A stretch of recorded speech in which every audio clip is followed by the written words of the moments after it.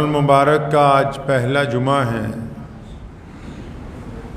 اللہ کریم نے ہم سب پر بڑا فضل فرمایا کہ ہم سب نے اس رمضان المبارک کو پا لیا ہے، ورنہ بہت سارے لوگ ایسے ہیں جو پچھلے رمضان میں ہمارے درمیان تھے اور آج وہ اس دنیا میں نہیں ہیں، چاہے وہ جوان ہوں، چاہے بوڑھے ہوں، چاہے بچے ہوں۔ اگر ہم پیچھے مڑ کے دیکھیں گے تو بہت سارے لوگ آج ہمارے ساتھ نہیں ہیں،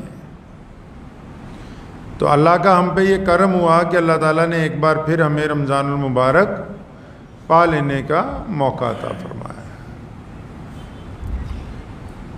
دو چیزوں کا رشتہ بڑا گہرا ہے اسلام میں۔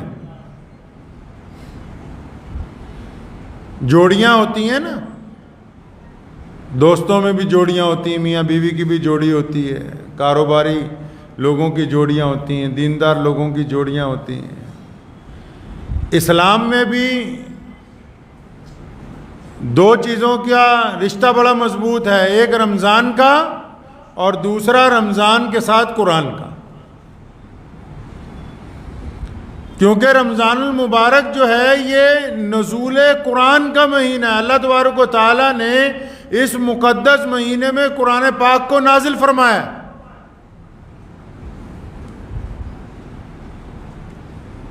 ایک تو پہلی نسبت یہ تھی کہ رمضان اللہ تبارک و تعالیٰ کا مہینہ ہے، اس پہ کمال یہ ہوا کہ اللہ تبارک و تعالیٰ نے اس ماہ کو یہ عزت اور عطا فرما دی کہ رمضان کو نزول قرآن کا بھی مہینہ بنا دیا گیا۔ تمام کا تمام قرآن پاک رمضان المبارک کے مہینے میں بھی اللہ تبارک و تعالیٰ نے نازل فرمایا۔ تو یہی تو وجہ ہے کہ رمضان شریف میں تمام اعمال جو ہم کرتے ہیں، مثال کے طور پہ روزہ رکھنے کے بعد برائیوں سے بچتے ہیں، تمام چیزیں کرتے ہیں، لیکن اس کے ساتھ ساتھ عبادت میں ہم کس چیز کی سب سے زیادہ کثرت کرتے ہیں؟ عبادت میں مسلمان رمضان میں سب سے زیادہ کثرت قرآن پاک کی تلاوت کرنے کی کرتا ہے۔ جو موقع مل جائے قرآن پاک پڑھا جاتا ہے، جتنا موقع مل جائے قرآن پاک پڑھا جاتا ہے۔ اب قرآن پاک جو ہے وہ کائنات کے لیے ایک نظام کا درجہ رکھتا ہے، کائنات کے لیے روح کا درجہ رکھتا ہے، جسم کے اندر جان کا درجہ رکھتا ہے قرآن شریف۔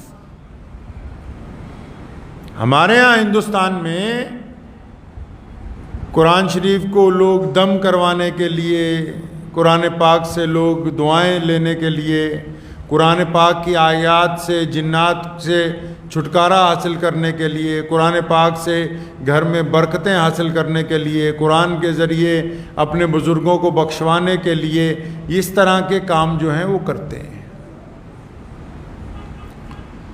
دیکھا جائے تو یہ منع نہیں ہے، یہ بات جو ہے اس کو خارج نہیں کیا جا سکتا کہ قرآن جس گھر میں پڑھا جائے وہاں اللہ تبارک و تعالیٰ کی رحمت نازل نہیں ہوگی، کیونکہ قرآن وہاں پڑھا جا رہا ہے۔ اس بات کو خارج نہیں کیا جا سکتا کہ قرآن پاک کو اپنے اکابرین کی، اپنے جو دنیا سے چلے گئے ان کی مغفرت کے لیے پڑھا جانا چاہیے، قرآن پاک کو گھر میں برکت کے لیے پڑھنا جانا چاہیے، قرآن پاک کو اپنی صحت کے لیے، شفا کے لیے پڑھنا چاہیے۔ لیکن قرآن پاک کے نزول کا مقصد کیا ہے؟ قرآن پاک نازل کیوں کیا گیا؟ جب تک نزول قرآن کا مقصد ہمیں پتہ نہ ہو کہ قرآن پاک نازل کیوں کیا گیا، تب تک باقی چیزیں جو ہیں وہ اپنی جگہ رہ جائیں گی، ہمیں اس کا اصل مقصد پتہ نہیں لگے گا۔ میں دنیاوی طور پر ایک چھوٹی سی مثال آپ کو دیتا ہوں۔ مثال کے طور پر ہم کہیں کہ جی فلاں گاؤں کے اندر ایئرپورٹ بنے گا۔ اب جب ایئرپورٹ بننے کے لیے تیار ہوتا ہے تو بے شمار ہوٹل بنتے ہیں، بے شمار لوگ وہاں پہ اپنے گھر بنانے شروع کرتے ہیں، بہترین سڑکیں بنانی شروع کرتے ہیں۔ کیوں جی؟ کہ جس علاقے میں ایئرپورٹ بن رہا ہے سارا کچھ یہاں کا مہنگا ہو گیا ہے، ایئرپورٹ بننے لگا ہے تو ساری چیزیں اچھی بنیں گی یہاں۔ اب اگر سب کچھ بن جائے وہی نہ بنے جس کے لیے سارا کچھ بنایا گیا ہے. وہ ادارہ ہی چالو نہ ہو جہاں پہ مسافروں نے آنا اترنا چڑھنا ہے, تو کتنے دن یہ باقی چیزیں فائدہ دیں گی؟ لوگ کہیں گے بند ہو گیا یہ, یہاں اب کوئی فلائٹ نہیں اتر رہی. ایک یونیورسٹی اگر کسی گاؤں میں بنتی ہے تو چاروں طرف لوگوں کے گھر میں پی جی بن جاتے ہیں, بچے آ کے رہنے لگ پڑتے ہیں, ہوٹل کھل جاتے ہیں, دکانیں کھل جاتی ہیں, ساز و سامان کی دکانیں کھل جاتی ہیں. لیکن بنی یونیورسٹی کس لیے؟ یونیورسٹی کو بنانے کا مقصد کیا ہے؟ یہ تو اس کے ظاہری جو باہر کے فیض ہیں وہ حاصل ہو رہے ہیں, لیکن اس کا مقصد کیا ہے بننے کا؟ اسی طرح قرآن پاک جو ہے وہ پوری کائنات کے لیے ایک ایسی کتاب اللہ تبارک و تعالیٰ نے نازل کی جس کا مقصد انسانوں کو راہ راست کے اوپر لانا ہے. یہ اس کے باقی کے اسباب ہیں, یہ دیگر اسباب ہیں. قرآن پاک کی فلاں سورت پڑھو صحت میں اضافہ ہوگا, فلاں سورت پڑھو جنات آپ کو نہیں پکڑیں گے, فلاں سورت پڑھو گھر کے اندر برکت ہو جائے گی, فلاں سورت پڑھو بچوں کی نظر اتر جائے گی. یہ اپنی جگہ حق ہے, لیکن قرآن پاک کا نزول کیوں کیا گیا؟ جب تک اس کے مقصد کو نہیں سمجھا جائے گا بات حل ہونے والی نہیں ہے. دنیا بھٹک رہی تھی نزول قرآن سے پہلے.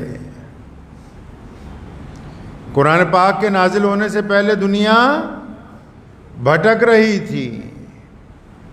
دنیا میں دستور نہیں تھا, کوئی قانون نہیں تھا. آپ اگر اتہاس اٹھائیں گے, محمد رسول اللہ صلی اللہ علیہ وسلم جب مکہ مکرمہ میں پیدا ہوئے کوئی نظام نہیں تھا, رنگداری تھی, دادا گیری تھی, بس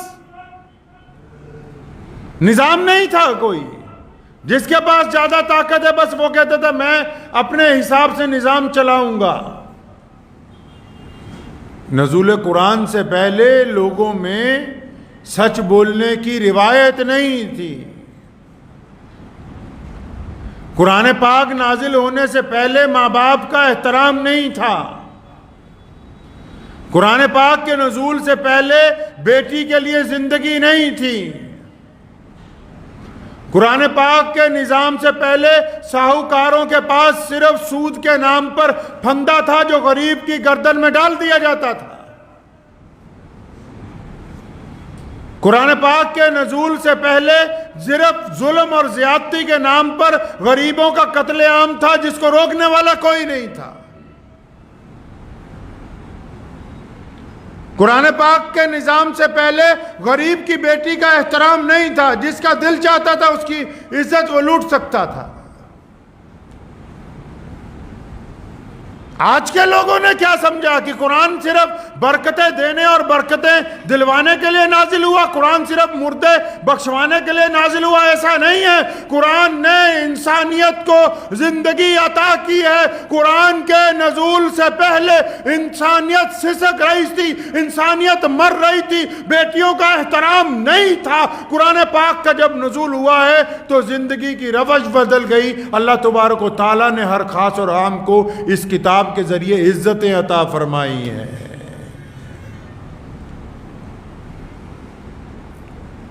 لوگ مال تقسیم کرتے ہیں, کیسے کرتے ہیں؟ کوئی بندہ لائن میں کھڑے ہوئے غریبوں کو پیسے دیتا ہے, ایک طرف سے برابر بانٹتا ہوا چلا جاتا ہے. اسلام نے نظام بنایا, اسلام نے کہا کہ معاشرے میں جو زیادہ غریب ہے اس کو زیادہ دیں گے تاکہ پہلے اس کو برابر کر دیا جائے. قرآن پاک نے یہ اسلوب طے کیے ہیں زندگی کے. محمد رسول اللہ صلی اللہ علیہ وسلم امی ہیں. کمال کی بات آپ یہ دیکھیں, پوری کائنات میں آج تک جتنے بڑے بڑے لوگ آئے ہیں انہوں نے بڑی بڑی یونیورسٹیوں سے, پروفیسروں سے, بڑے بڑے لوگوں سے علم حاصل کیا ہے. اور یہ اتنی بڑی کتاب جو آج پوری کائنات میں تمام ملکوں میں تمام زبانوں میں پڑھی جاتی ہے تو وہ جس ذات کے اوپر نازل ہوئی محمد رسول اللہ صلی اللہ علیہ وسلم کے اوپر, وہ نبی امی ہیں. وہ کسی کے پاس قلم دوات لے کے پڑھنے کے لیے نہیں گئے. یہ قرآن پاک کے نزول کا سب سے بڑا کمال ہے. نبی علیہ الصلوۃ والسلام کا کوئی استاد نہیں ہے. حضور نبی علیہ الصلوۃ والسلام کسی مدرسے میں کسی کے پاس پڑھنے نہیں گئے. اللہ تبارک و تعالیٰ نے اپنے نبی کو خود علم عطا فرمایا اور پھر ایسی کتاب عطا کی کہ 1450 سال میں اس کتاب کے اوپر اب تک کئی لاکھ کتابیں، اگر میں کہوں یہ لفظ بھی کم ہوگا، 1450 سال میں اب تک کئی لاکھ کتابیں اس قرآن پاک کو سمجھنے کے لیے، اس قرآن پاک کو دیکھنے کے لیے، اس کے رموز کو سمجھنے کے لیے، اس کی باتوں کو سمجھنے کے لیے، اس کے کلام کو سمجھانے کے لیے اب تک لکھی جا چکی ہیں، لیکن ابھی تک پیاس بجھی نہیں ہے. قرآن پاک کا کمال یہ ہے کہ قرآن جب کوئی پڑھتا ہے، اگر کوئی دشمن بھی پڑھتا ہے وہ دوست بن جاتا ہے. اب تک کی تاریخ دنیا کی کہتی ہے قرآن پاک کو جن دشمنوں نے بھی پڑھا وہ دوستی پر مجبور ہو گئے. جنہوں نے یہ سمجھ کے قرآن کو پڑھا کہ نعوذ باللہ قرآن آتنک کی بات کرتا ہے، جنہوں نے یہ سمجھ کے پڑھا کہ قرآن نے کسی کو مارنے کی بات کی، اور تو جب انہوں نے قرآن پڑھا تو ان کو یہ بات سمجھ آ گئی کہ قرآن آتنکواد کو ختم کرنے کی بات کر رہا ہے. قرآن ظلم و ستم زیادتی کی مخالفت کی بات کرتا ہے. آج مسلمانوں نے قرآن پاک پڑھنا چھوڑ دیا. آپ بھی اگر آج بھی قرآن شریف اٹھا لیں گے، ابھی اگر آپ ترجمے کے لے کے اور تفسیر لے کے قرآن پاک پڑھیں گے تو میرا یہ ذاتی تجربہ ہے، اور میں آپ کو دعوے کے ساتھ یہ بات کہتا ہوں کہ جب آپ قرآن پاک پڑھنا شروع کریں گے پہلے پارہ سے، تو آپ کو کچھ دنوں میں، کچھ گھنٹوں میں، جو بھی آپ کی پڑھنے کی رفتار ہے، آپ کو یہ محسوس ہوگا کہ یہ کتاب آج نازل ہوئی ہے. یہ قرآن پاک کا کمال ہے. ایسا لگے گا آپ کو کہ یہ کتاب آج نازل ہوئی ہے اور میرے لیے اللہ تعالیٰ مجھ سے بات کر رہے ہیں. آپ پڑھیں تو صحیح کبھی. آپ کو ایسا محسوس ہوگا کہ قرآن آج نازل ہوا، ابھی نازل ہوا، اور ایسا آپ کو لگے گا کہ قرآن پاک آپ سے باتیں کر رہا ہے. وہ آپ کے دل کی باتوں کو جانتا ہے، وہ آپ کی نبض کو پہچانتا ہے، وہ آپ کی تکلیف کو محسوس کرتا ہے، وہ اس کے پاس اس کا حل موجود ہے. لیکن یہ بدقسمت قوم پڑھنے کے لیے تیار نہیں ہے. جن کے پاس ایسا نظام قرآن پاک کی شکل کے اندر موجود ہو جو گرتے ہوئے بندے کو اٹھا کے کھڑا کر دے، جو برباد کاروبار کو بلندیوں پر لے کے چلا جائے، جو گھر کے اندر فتنوں و فساد کو محبتوں کے اندر تبدیل کر دے، جو معاشرے کی گندگی کو بالکل پاکی کے اندر تبدیل کر دے، جن کے پاس ایسی بہترین کتاب ہو وہ پڑھنے کے لیے تیار نہ ہو، تو اس سے بڑی افسوس کی بات اور کیا ہو سکتی ہے.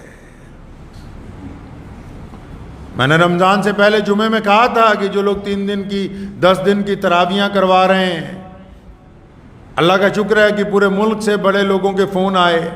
بہت سارے لوگوں کو اللہ تبارک و تعالیٰ نے دل میں بات ڈالی کہ نہیں ہم سارا رمضان سنیں. تو کچھ ایسوں کے بھی آئے کہ یہ مسئلہ کہاں پہ لکھا ہوا ہے. تو میں نے ان سے پوچھا کہ یہ جو تم نے روایتیں بنائی یہ کہاں پر لکھی ہیں؟ یہ جو تم دین گھڑ رہے ہو اپنے پاس سے بیٹھ کے، یہ کس کتاب میں لکھا ہے؟ چوری بھی ہے، اوپر سے سینہ زوری بھی ہے. مسلمانوں کی جیبوں پہ ڈاکہ بھی ڈال رہے ہو، اوپر سے سینہ زوری بھی کر رہے ہو، قوم کو گمراہ بھی کر رہے ہو، اوپر سے اپنی غلطی ماننے کے لیے بھی تیار نہیں ہیں. ایسے ہی لوگوں کے لیے کہا گیا. اللہ کے نبی حضرت محمد رسول اللہ صلی اللہ علیہ وسلم کہیں ٹہل رہے تھے تو کچھ کبوتر گندگی کھا رہے تھے، ان کے پروں پہ قرآن لکھا تھا. صحابہ کرام دیکھے تو تڑپ گئے. اللہ کے نبی علیہ السلام کو فرمایا یا رسول اللہ ان پرندوں کو دیکھیں، یہ گندی چیز کھا رہے ہیں، ان کے پروں پہ قرآن لکھا ہے. فرمایا نہیں، یہ تمہیں دکھانے کے لیے ہے کہ ایک وقت ایسا آئے گا ایسے لوگ بھی ممبروں کے اوپر بیٹھیں گے جن کے اندر گندگی ہوگی اور یہ گند کھاتے ہوں گے، لیکن لوگوں کو یہ کہتے ہوں گے کہ ہم قرآن کی بات کر رہے ہیں تمہارے ساتھ. عروج سے بحر و بر نہ ہوگی کبھی حیات منافقانہ. علامہ عامر عثمانی نے کہا نا عروج سے بہرور نہ ہوگی کبھی حیات منافقانہ، زباں پہ اسلام کا وظیفہ مگر خیالات کافرانہ، ہماری ذلت کی انتہا کیا، ہماری پستی کا کیا ٹھکانہ، گناہ تو پھر گناہ ٹھہرے، عبادتیں بھی مجرمانہ۔ نعرہ تکبیر، نعرہ تکبیر، ختم نبوت، ختم نبوت، نعرہ تکبیر۔ قرآن پاک ہم سے چاہتا ہے کہ ہم قرآن پاک سے گفتگو کریں، ہم باتیں کریں اپنے رب کے ساتھ قرآن پاک کے ذریعے، ہم جا کے اپنی بیماری کا، اپنی تکلیف کا، اپنے غم کا مداوع اللہ کے قرآن پاک سے کروائیں، جا کے پوچھیں، قرآن کھول کے پڑھیں کہ ہمیں کیا تکلیف ہے، اللہ کیا چاہتے ہیں۔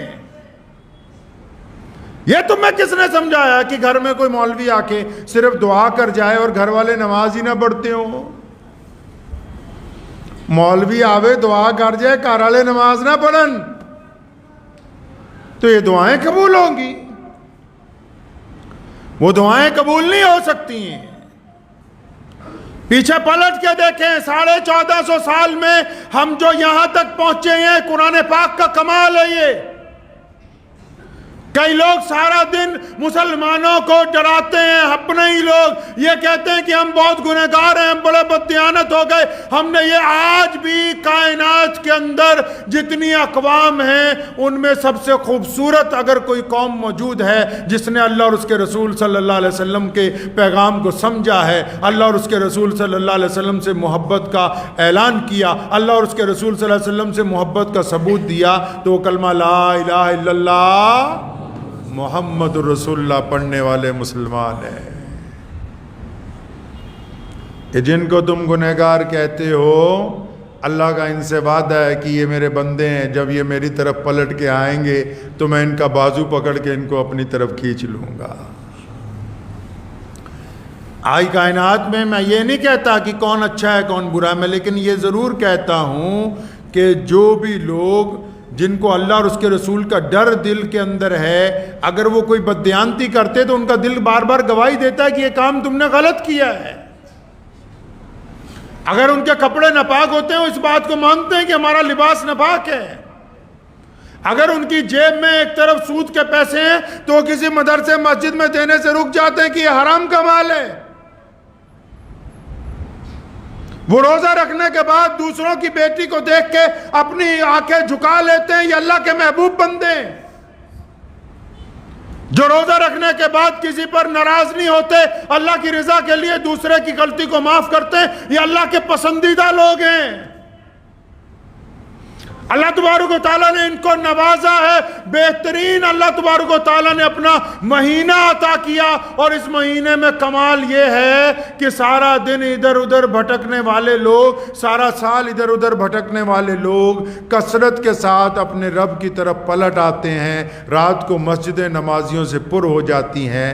تو اس کو یہ سمجھنا چاہیے کہ اللہ کی رحمت ان لوگوں کے ساتھ موجود ہے۔ انہیں یہ سمجھانے کی بات ہے کہ رمضان کے بعد بھی رمضان کے ماحول کو قائم رکھنا ہے۔ ہم نے صرف قرآن پاک تراویحوں میں سننا نہیں ہے، سننے کے ساتھ ساتھ اسے سمجھنا ہے۔ قرآن پاک نے بڑی خوبصورت، آپ اگر کبھی قرآن پاک کو تفسیر کے ساتھ پڑھیں گے، چھوٹی چھوٹی باتوں میں قرآن پاک نے کہا ہر مشکل کے بعد آسانی۔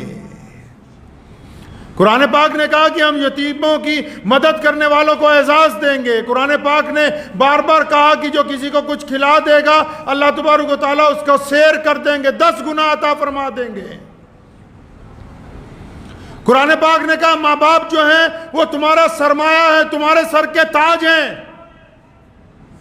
قرآن پاک نے کہا پڑوسی کے ساتھ اس نے خلوق سے کام لو۔ قرآن نے کہا کہ ظلم کے خلاف اس کے پنجے میں اپنا پنجہ لڑاؤ۔ قرآن پاک نے ہمیں ہدایت دی ہے کہ کسی بھوکے کو کھانا کھلاؤ۔ قرآن پاک نے ہمیں کہا کہ دوسروں کو عزتیں بانٹو۔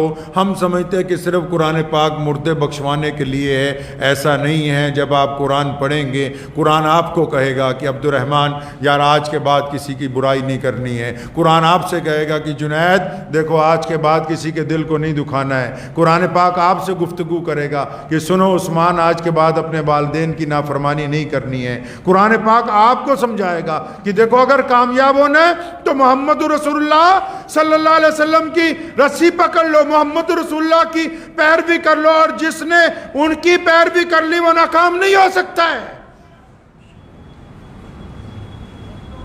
قرآن پاک اس لیے پوری دنیا میں تھوڑی مشہور ہے کہ 217 زبانوں میں اس کا ترجمہ ہو چکا ہے۔ قرآن پاک اس لیے نہیں مشہور کہ دنیا کے ہر ملک کے اندر موجود ہے، ہر جگہ اس کے حافظ موجود ہے، نہیں، قرآن پاک اس لیے پوری کائنات کے اندر مقبول ہے کہ ہوا کیسی بھی ہو، حکمران کیسے بھی ہوں، آب و ہوا کیسی ہو، لوگ جیسے مرضی ہوں، قرآن پاک کی کسی آیت کے اندر کوئی تبدیلی نہیں کی جا سکتی ہے۔ قرآن پاک کو پڑھنے میں تبدیلی نہیں کی جا سکتی ہے۔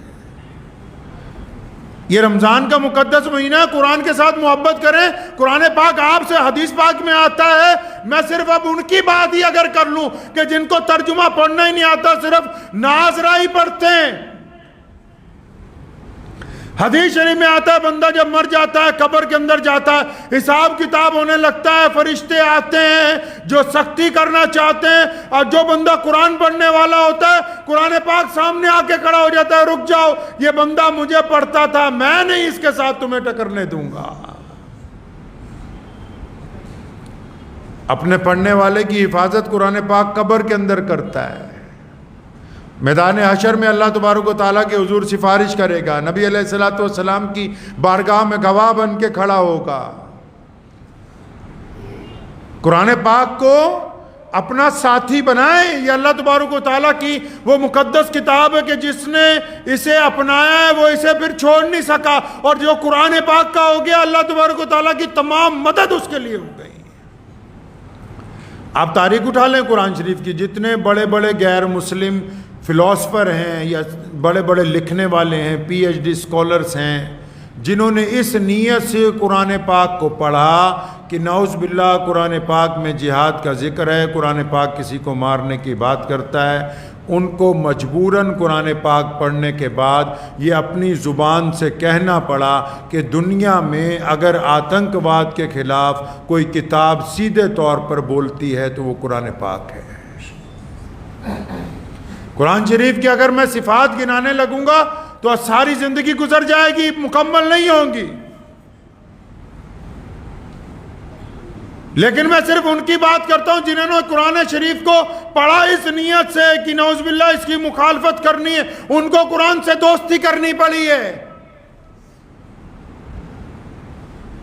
مجھے ایک صاحب نے پوچھا، وقت بھی ہو گیا ہے لیکن مختصر سی ایک بات آپ کو بڑی قیمتی بتاؤں، مجھے ایک صاحب نے پوچھا کہ کیا قرآن شریف میں، غیر مسلم دوست تھے، کہ قرآن شریف میں طلاق کا ذکر ہے؟ میں نے کہا بالکل ہے۔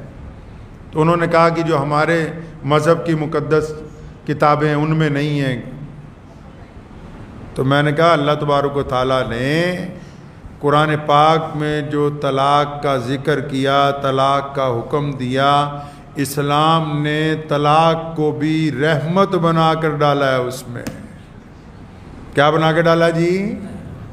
تم مانتے ہو کہ محلے میں لڑکا بڑا بدماش ہے، شرابی ہے، یہ ہے وہ ہے، لڑکی پھنس گئی، لڑکی پھنس گئی، آپ مانتے ہیں اس بات کو؟ دنیا کے باقی قانون کہتے ہیں کہ نہیں، شادی ہو گئی، اب تو دونوں جو قیامت تک اکٹھے ہی رہیں گے، جنازہ ہی اٹھے گا۔ اسلام نے کہا نہیں، اگر شادی ہو گئی، غلط ہو گئی، لڑکا بہت دکھی ہے، لڑکی بہت دکھی ہے، تو کیا ان کو موقع نہیں دینا چاہیے کہ نئی زندگی شروع کر لیں؟